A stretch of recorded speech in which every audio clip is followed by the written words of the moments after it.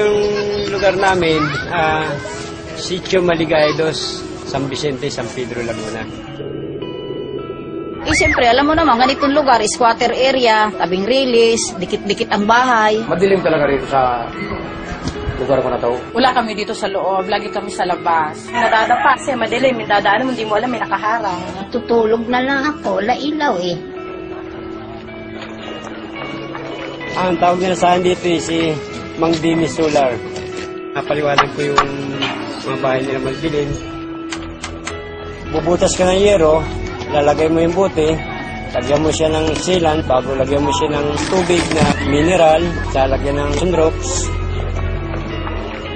Bago kabit mo sa bahay, lagyan sealant mo para hindi tumulo. Ganun lang kasimple yun. Dati yung ganito, ito kadilim nung bago pagkakapitan. Ngayon, nung kapitan ko na, ito na ang liwanag niya. Yan ang liwanag. Umili po ako kasi bote lang, tubig. Maliwanag na yung bahay mo. Bumaba yung ko, binayaran ko ngayon. Simula nung makapitan ako dito. At saka itong solar bottle valve na to, hindi mainit.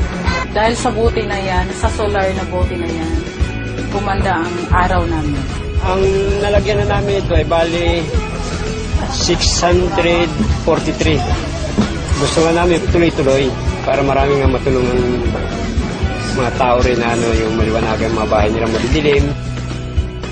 Parang katulad na rin ng bumbilya. Dati natin nakakalimutan at pakinabangan na ngayon.